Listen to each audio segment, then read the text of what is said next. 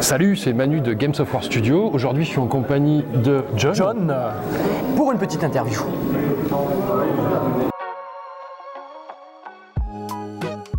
Aujourd'hui, je suis en compagnie donc de Manu de TGCM. Manu, est-ce que tu peux te présenter? Écoute, oui, je m'appelle Manu.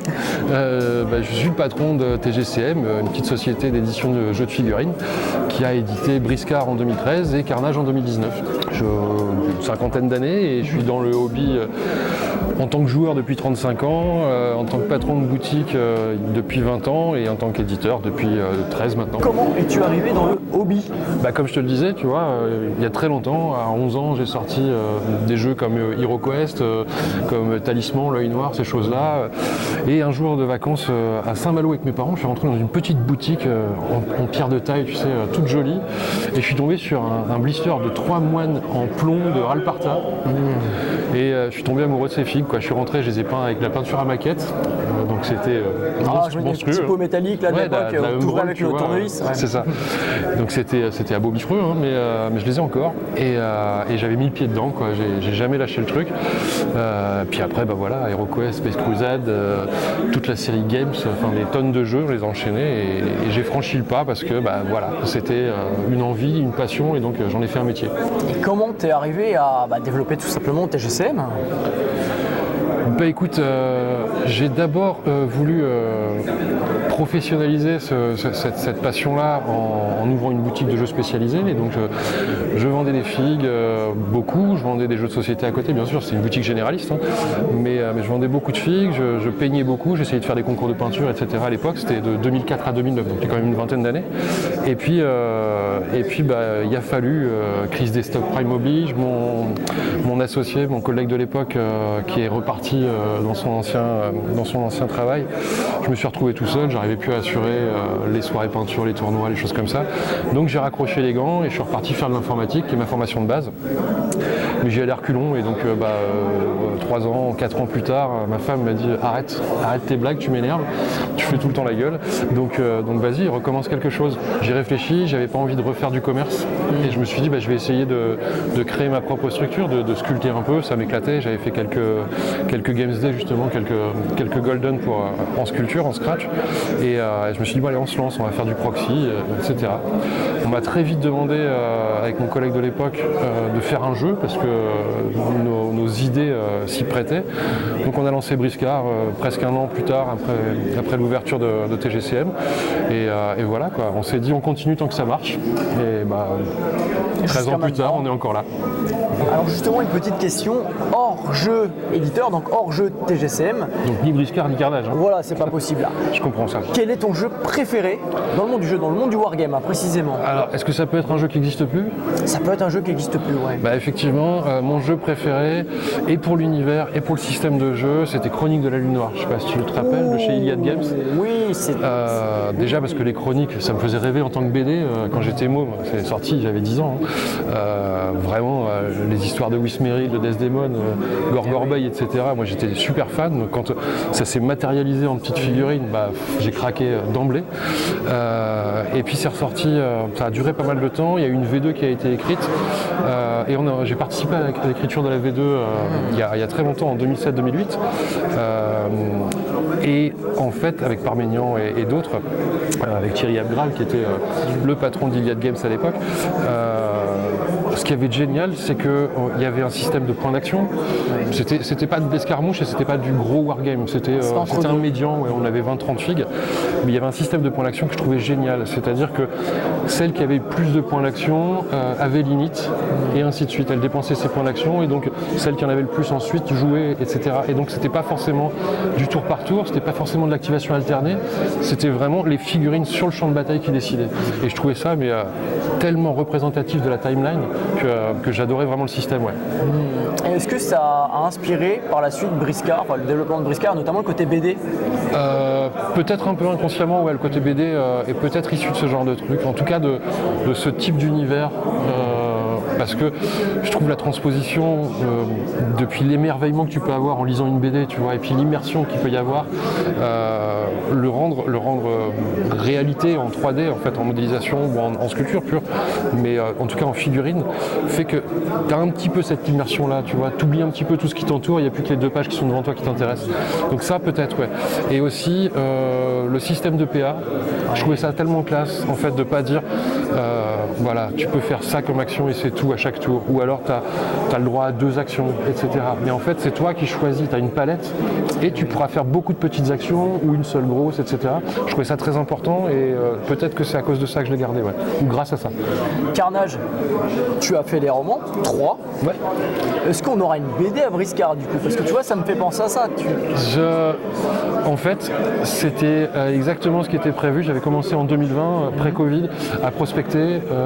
Je surfais sur DeviantArt et je sélectionnais les gars qui potentiellement auraient pu accrocher au niveau du chara design et puis du trait de crayon.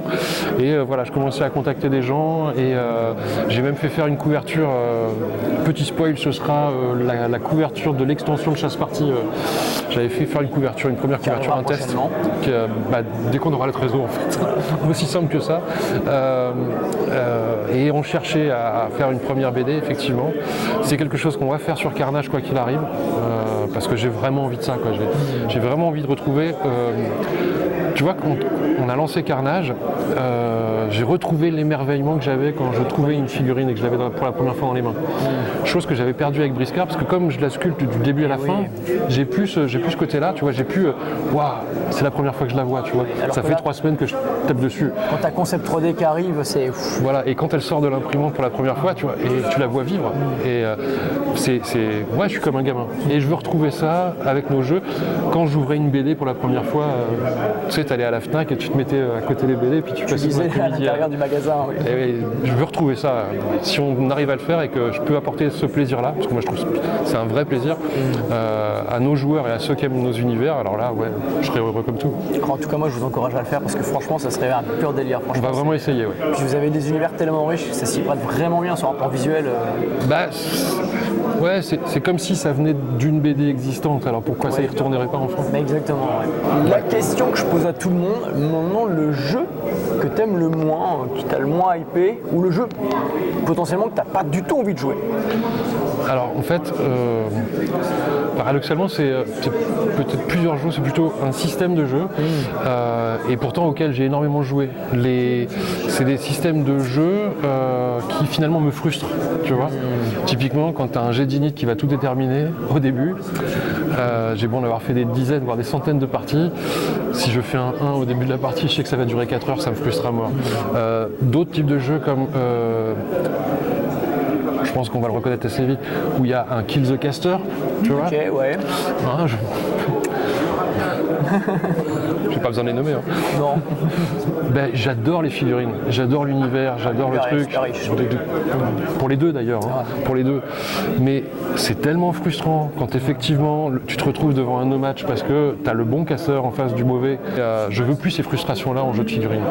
J'ai plus le temps d'être frustré autant en fait. Je comprends tout à fait. Ouais. Voilà. Mais après, je trouve que pratiquement tous les jeux apportent leur lot de choses positives et de choses agréables à vivre. Et donc, il n'y en a pas un que je déteste totalement. Ouais. Et puis détester, c'est un mot fort en plus. Ouais, enfin voilà, tu vois, auquel je dirais non, je jouerai jamais à ça, ça me gonfle, etc. Il y a plein de petits jeux dans lesquels je trouve des choses chouettes, mais où il manque quelque chose, où tu vois, il y a des choses que je modifierais, mais globalement, non, un que j'aime vraiment pas, non. C'est plutôt un système qui me frustre, que j'essaye de fuir. Quid des jeux games? Tu vois, typiquement, le jeu d'initiative, ça me frustre. Après, il y a des politiques. Battle, j'y ai beaucoup joué, tu vois. Enfin, j'adore les orques de base. Je suis un grand fan d'orques. Et j'ai fait pas mal de games day, justement, où je participais à peindre des orques. Et j'adore cet univers-là, j'adore le truc. Et au fil des versions, c'était plus ou moins frustrant, c'était plus ou moins agréable. Je pense qu'il y a des anciennes versions qui étaient quand même vraiment plus sympas à jouer que celle actuelle.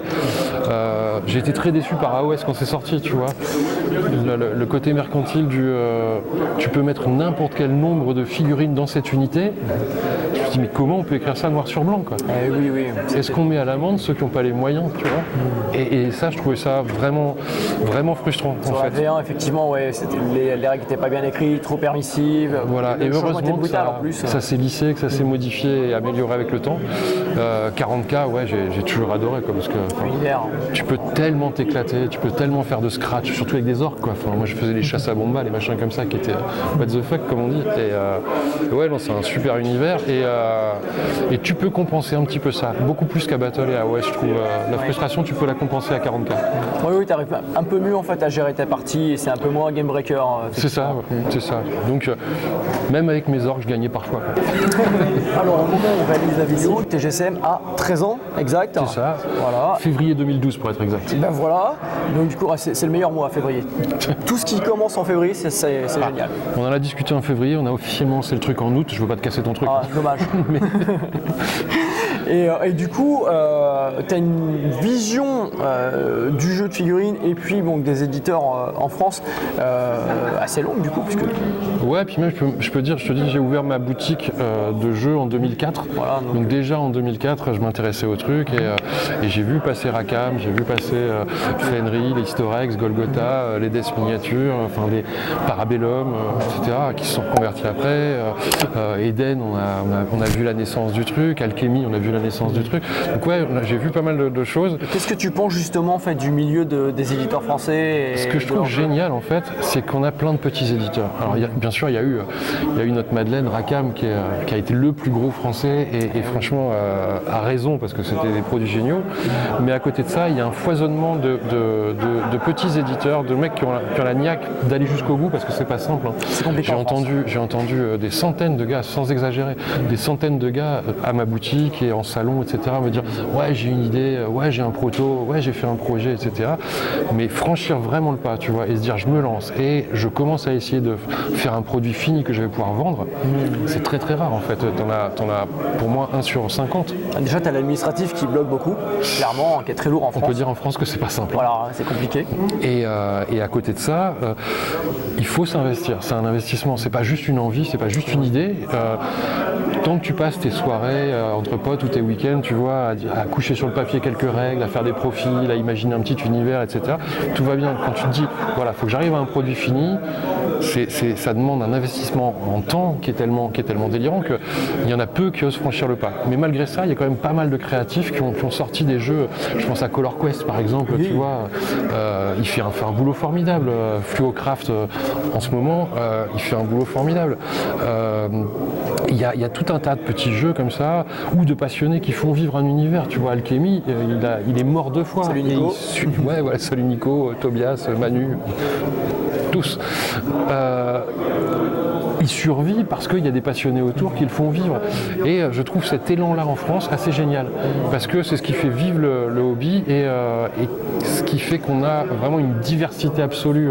Alors on a beaucoup de jeux d'escarmouche, parce qu'il ne faut pas se leurrer. C'est la sortie aussi. C'est ce que quand tu as une petite structure, c'est ce qu'il y a à la limite, la seule chose qui est faisable sans un investissement très lourd en trésorerie. Mais du coup, on a une diversité. Je ne les cite pas tous parce que je vais en oublier, ça va frustrer les rares que je vais oublier. Mais on a une vraie diversité et ça, c'est génial. Je pense qu'il faut vraiment le mettre en avant, il faut vraiment pousser. Je ne parle pas pour nous spécialement, tu vois. Je pense que vraiment, il faut laisser sa chance. Quand on va sur un salon de figues, un événement, il faut prendre le temps de s'arrêter, pas forcément pour acheter, mais de s'arrêter et de tester le jeu, de voir ce qu'on en pense. Déjà parce que ça éveille à plein de systèmes, parce que ça éveille à plein de choses. Ça permet esthétiquement d'apprécier certaines figues qu'on n'aurait même pas regardées autrement sur Internet. Et puis surtout, ça continue d'entretenir cet élan créatif. Il n'est pas exclusif à la France, mais il est très développé chez nous, quoi. C'est vrai que quand tu t'arrêtes à un stand, notamment d'un leader français, et tu échanges, tu partages. Pour moi, l'essence du hobby, c'est le partage et c'est le social. On a un hobby social et qui est hyper intéressant. Et c'est vrai que c'est très positif dans tous les sens du terme. Et avec tout le monde dans les deux sens aussi, parce que nous, on va découvrir vos jeux, on va tester les jeux jeux, etc. et tout, puis vous, ça vous fait plaisir en fait de partager ce que vous avez créé. Ouais, puis pour faire un parallèle avec le jeu vidéo par exemple, quand tu es tout seul avec ton casque dans ta chambre, dans le noir, etc., il y en a beaucoup qui très vite te parlent mal si ça se passe pas bien comme ils en ont envie. Quand tu es à une table de jeu en train de faire une partie de figurines, ça va pas se passer, tu vois, et ça va toujours être bon enfant. Il y en a qui vont être. En théorie, oui. Ouais, de temps en temps, il y en a un qui va râler parce qu'il fait que des 1, ça arrive. Encore qu'à Infinity, il est assez content. Mais, tu vois, mais en général, c'est vachement plus bon enfant et il y a vachement plus de social que quand on est derrière son écran. Je dis pas que j'aime pas les jeux vidéo, je dis pas qu'il faut pas y jouer, etc. Mais il y a ce tissu, ce lien qu'on trouvera pas ailleurs. Sinon dans le jeu de société peut-être. Tu vois, et donc ça il faut le garder, il faut vraiment faire le déplacement au salon, il faut vraiment venir tester les jeux et ça peut donner des envies et ça c'est chouette quoi. Et créer des vocations, pourquoi pas. Oui. Merci beaucoup Manu pour ton accueil aussi sur le stand TGCM et pour tous les moments de partage. Un énorme merci à toi, déjà pour tout ce que tu as fait pour nous en termes de visibilité, tous les unboxings, les rapports de bataille, etc. que tu fais, la motivation que tu insuffles au centre hobby parce que si on est dans le top 5 des jeux qui sont les plus joués chez toi, c'est aussi parce que tu aimes ces jeux-là, parce que ta famille aime ces jeux-là et ça c'est tout ce qu'on espère en fait, c'est apporter du plaisir dans les parties de nos jeux à des gens, c'est que notre boulot il est réussi, tu vois. Et ça c'est une grande fierté. Et c'est grâce à vous. Donc merci. Le jeu est qualitatif, l'univers est absolument extraordinaire et on s'éclate, il y a une énorme jouabilité et il y a un esprit que j'aime beaucoup chez TGCM, c'est l'esprit un peu familial en fait, il y a un esprit très familial. Je sais pas si j'ai le droit de le dire mais on est dimanche soir quand même. Ouais. On est dimanche soir, j'ai fait Cannes juste avant, je suis arrivé ici après, ça pique un peu là. Voilà. Si vous voyez les yeux qui brillent, il n'y a aucune substance illicite, c'est la fatigue. Voilà. En tout cas, merci beaucoup pour tout ce que vous faites. Un énorme merci. Et puis bon, on se reverra tout bientôt. N'hésitez pas à aller sur le site de TGCM pour aller voir leurs deux jeux, donc Briscard et Carnage. N'hésitez pas à les rencontrer sur les salons parce que vous vous déplacez partout. Il suffit d'aller voir l'agenda de notre site. Voilà. Et puis du coup, n'hésitez pas aussi à vous abonner à la chaîne si ce n'est pas déjà fait pour suivre l'actualité, puisque je suis l'actualité TGCM assez... je suis fatigué. N'hésitez pas à vous abonner sur la chaîne si vous voulez suivre notre actualité et aussi l'actualité de Briscard et Carnage puisque nous suivons ces deux jeux. J'arrive plus à parler ce soir. N'hésitez pas à vous abonner à la chaîne si vous voulez suivre notre actualité et l'actualité des jeux de Briscard et Carnage. Et puis en attendant, on vous dit à bientôt les hobbyistes. Salut et merci. Ouah, fatigue. C'est dur hein. Ouais, ça commence à piquer un peu.